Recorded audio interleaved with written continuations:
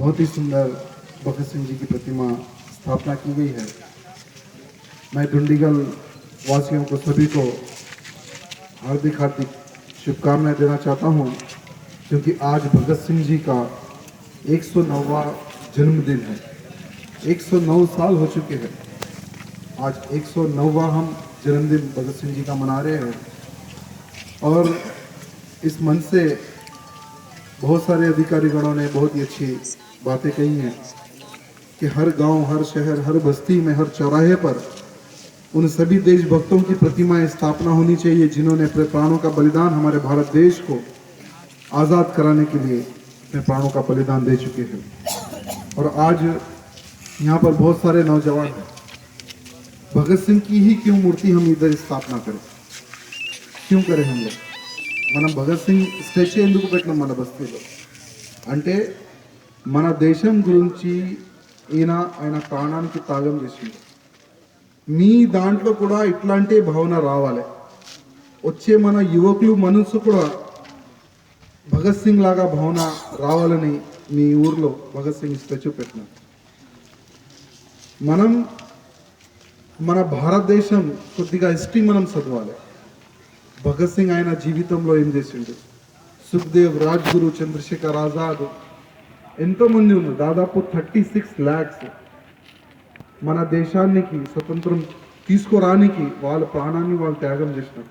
అట్లాంటి మహానుభావుల గురించి మనం చదువుతూనే మనకు తెలుస్తుంది. ఇప్పుడు గోవర్ధన్ గారు అన్నారు, ఎన్నో స్కూల్స్ ఉన్నాయి, దాంట్లో మన భగత్ సింగ్ గురించి కానీ మన దేశం గురించి కొట్లాడే అట్లాంటి స్వతంత్ర సేనాని గురించి ఎవరు కూడా చెప్తలేరు. ఇప్పుడు ఈ పరిస్థితి వచ్చింది మనకు దేశంలో.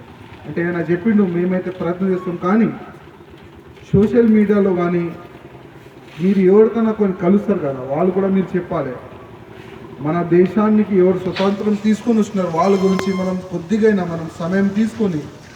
ఇప్పుడు గూగుల్లో ప్రతి ఒక్క దేశం గురించి కొట్లాడే ప్రతి ఒక్క వ్యక్తి గురించి మంచి ఒక డాటా ఉంటుంది. ఆ డాటా మనం చదవాలి. ఒక్కసారి నేను చిన్న మాట చెప్పలేదు, ఒక్కసారి మీరు భగత్ సింగ్ హిస్టరీ చదివితే మీలో ఉన్న ఇప్పుడున్న భావన మారిపోతుంది. ఇది నేను ఛాలెంజ్ చేస్తాను. మీరు కూడా కొద్దిగా సమయం తీసుకొని తీసి మీరు దేశం గురించి పనిచేస్తారు. ఇది నాకు నమ్మకం ఉంది. ఎందుకంటే వాళ్ళ చరిత్ర అట్లాంటి ఉంది. వాళ్ళు చిన్నప్పటి నుంచి ఏం చేసినారు, వాళ్ళు పెద్దగా అయిన తర్వాత ఏం చేసినారు. ఇప్పుడు మనం జస్ట్ ఒక 20 years అయిపోయిన తర్వాత మనం ఏం చేస్తాం, మన సొంతం లైఫ్ని మనం ఆలోచిస్తాం. మనం ఎట్లా బతకాలి, మనం ఏం చేయాలి, మన ఫ్యూచర్ ఏం చేయాలి. కానీ భగత్ సింగ్ ఎట్లాంటి వ్యక్తి ఉండే, చిన్నప్పటి నుంచి మన దేశానికి స్వతంత్రం ఎట్లా ఏ విధంగా తీసుకొని రావాలి అట్లాంటి ఆయన ఆలోచన ఉంది. భగత్ సింగ్ నాయన పేరు ఏముండి తెలుసా? అందరికీ తెలుసా? సర్దార్ కిషన్ సింగ్. ఆయన అమ్మ తల్లి పేరు విద్యావతి. అంటే చిన్నప్పటి నుంచే భగత్ సింగ్కి మన దేశం గురించి చెప్పే ఆమె అమ్మకి మనం మనం కాలు మొక్కాలమ్మ. అట్లాంటి అమ్మ.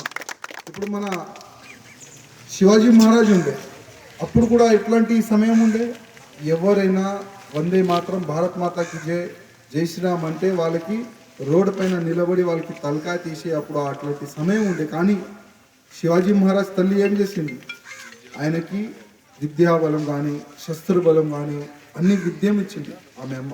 అట్లాంటి చరిత్ర మన చరిత్ర ఉంది. కానీ ఇప్పుడు మనం పిల్లలకి చూస్తున్నాం, భగత్ సింగ్ చరిత్ర ఏంటంటే తెలియదు, కానీ షారూఖ్ ఖాన్ చరిత్ర అంటే మొత్తం చెప్తారు మన పిల్లలు. ఈ పరిస్థితి వచ్చేసింది.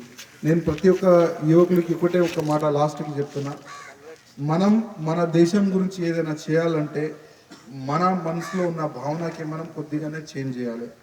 మనం మన దేశం గురించి ఆలోచిస్తేనే మన దేశం బాగుంటుంది. మనం మన ధర్మాన్ని కాపాడడానికి మనం కొద్దిగా ముందుకు వెళ్తేనే మన ధర్మం మంచిగా ఉంటుంది. నేను అందరికీ చాలా ధన్యవాదం చెప్తున్నాను. జై శ్రీరామ్.